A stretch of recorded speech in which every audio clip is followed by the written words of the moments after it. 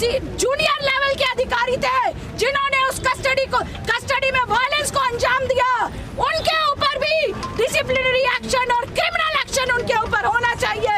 ये क्या मजाक हो रहा है दिल्ली के अंदर, राजधानी दिल्ली के अंदर। दोस्तों, साथियों, आज हम इस प्रदर्शन के द्वारा नरेंद्र मोदी और गृह मंत्री को चेतावनी देना चाहते हैं कि यदि आपने लखीमपुर खीरी के जो दोषी है आशीष मिश्रा को आपने गिरफ्तार कर लिया, लेकिन सब जानते हैं अगर minister of state, union home minister of state श्रीमान अजय मिश्रा साहब को अगर उनके ऊपर कार्रवाई नहीं होती है तो आशीष मिश्रा के ऊपर क्या कार्रवाई होगी, ये जगत जाहिर है। इसलिए जो ये लड़कियां आयशा के जो साथी प्रोटेस्ट कर रहे थे अजय मिश्रा की गिरफ्तारी के लिए, उसके रेजिग्नेशन के लिए, उनकी उस मांग को पूरा समर्थन देते हुए हम आपसे मांग करते हैं उन्हें जो है बर्खास्त किया जाए। साथ ही एसीपी प्रज्ञा आनंद को गिरफ्तार करते हुए यदि आपने उनको बर्खास्त नहीं किया तो ये जो आज यहाँ पर हम बहुत जितनी संख्या में इकट्ठे हुए हैं ये पूरे देश के अंदर व्यापक आंदोलन बनेगा। और हम आपको बता देना चाहते हैं नौजवान लड़कियां आपके डराए जाने के बावजूद भी घरों के अंदर नहीं बैठेंगी। हम आपकी हिंदुत्व की सोच को, क्योंकि आपकी सोच तो लड़कियों की जगह को चार दीवारी के अंदर रखना चाहती है, आप तो इस देश को कॉर्पोरेट की लूट के हवाले कर देना चाहते हैं, लेकिन देश की लड़कियों को आपकी ये लूट, आपकी ये हिंदुत्व की समझ हमको नामंजूर करते हैं हम। और हम आपको कहना चाहते हैं अविलंब एसीपी प्रज्ञा आनंद को आप उसके ऊपर डिसिप्लिनरी एक्शन कीजिए।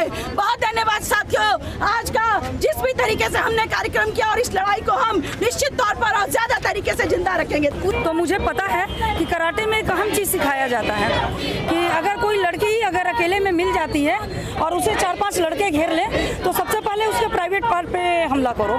वही बात सेम लड़कियों के लिए भी है। तो लड़कियों के जब प्राइवेट पार्ट पर हमला करते हैं तो जैसे लड़के कमजोर हो जाते हैं ना, उसी तरह लड़कियां भी कमजोर हो जाती हैं। तो आगे से ऐसा करने का हिम्मत नहीं करती हम मैक्सिमम। और ये पता ही है कि हाँ, नियम से तो कुछ हो नहीं रहा, नियम नाम का तो कुछ चीज ही नहीं है।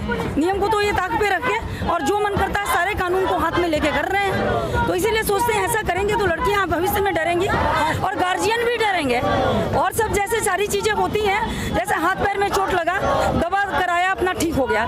मे भी पॉसिबल कि प्राइवेट पार्ट पर अगर चोट लगे तो फ्यूचर भी खराब हो सकता है। तो इससे गार्जियन भी डरेंगे, कहेंगे बेटी तुम्हें आगे नहीं निकलना घर से बाहर, जैसे पहले घर में रहती थी ना वैसे घर में रहो। तो ऐसा कोई पहली बार थोड़ा हुआ है, कई बार आरोप लगते रहे दिल्ली पुलिस, बहुत बार हो चुका है। और हम लोग जंतर मंतर पे आते हैं, हमें भी कई बार डिटेंड किया गया है।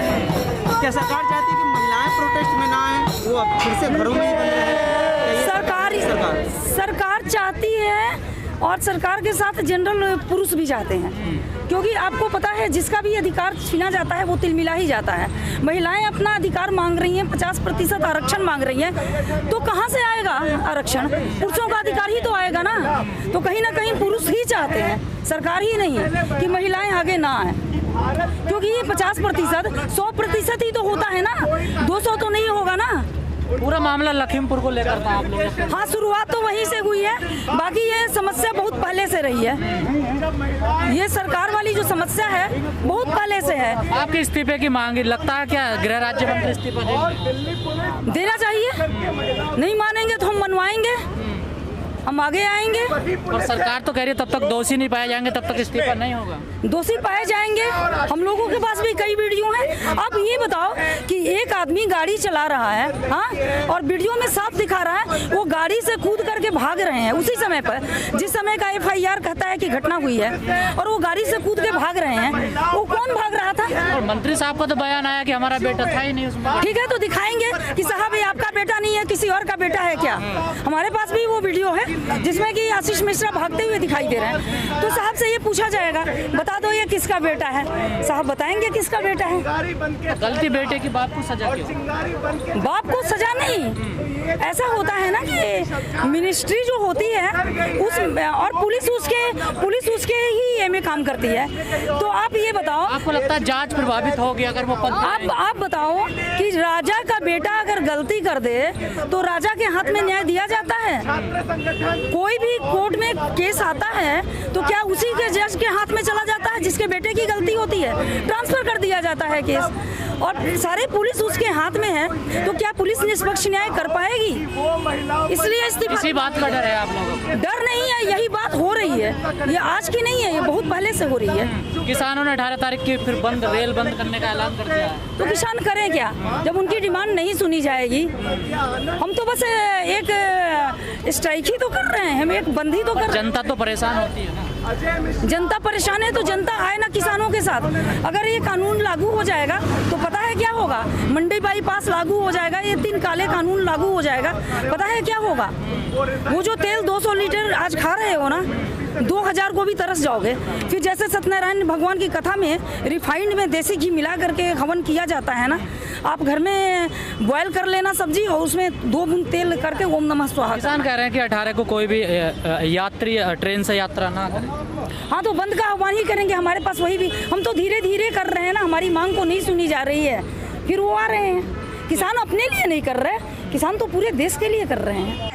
इस सरकार, जो सरकार बड़े बड़े वादे करती है, जिस सरकार ने वादे करके और देश की जनता ने जिसे चुना था, क्योंकि वो बेटी बचाओ का वादा करती है, और वो सरकार, उस सरकार के राज्य में लगातार हमले हो रहे हैं, लगातार बच्चियों पर।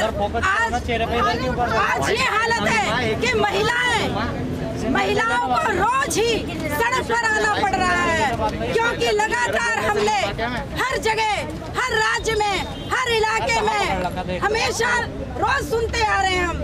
इस तरीके से जो महिलाओं बच्चियों पर जो हमले ये सरकार जो कर रही है, और अभी मनुवादी मानसिकता है प्रशासन पे, ना ही इस पुलिस व्यवस्था पे। हमें पता है कि जो भी हम बोलते हैं अपने अधिकारों के लिए, किस तरीके का न्याय है कि हम अपना बोलना हमारे लिए गुनाह है कि हम बोल रहे हैं तो उसी पे हम ही को दबाया जाता है। पहली बात तो जिस तरीके से कानून निकालते हैं पहली बात तो वो हमारे पक्ष में होता ही नहीं है। अगर उसको मनवाने के लिए हम लोग आगे आते हैं तो उसमें हम ही को दबाया जाता है। ये कहाँ का न्याय है हमारे लिए? तो इसके लिए हम लोगों को सबको इकट्ठा होकर बोलना पड़ेगा। मैं बार बार यही कह रही हूँ, सभी महिलाओं को जो दबी हुई है, जो दबाया जाता है, उनको कब तक दबाओगे? हम भी फूट कर निकलेंगे और अपनी हक को लेके रहेंगे। अजय मिश्र की गिरफ्तारी की मांग करने गए थे उस दिन वहाँ पे आप लोग? अजय मिश्र की गिरफ्तारी की मांग को लेकर आप लोगों ने अमित शाह, गृह मंत्री अमित शाह गए हुए थे, जो हमारे और साथी थे, उनके साथ ऐसा व्यवहार किया गया। तो ये दुर्व्यवहार के खिलाफ हम लोग लगातार यहाँ पे डटे रहेंगे जब तक उनका गिरफ्तारी ना हो जाए, तब तक उनको बर्खास्त न किया जाए, तब तक कि अमित शाह इस्तीफा न दे दे, तब तक हम लड़ेंगे और अपनी लड़ाई को जारी रखेंगे।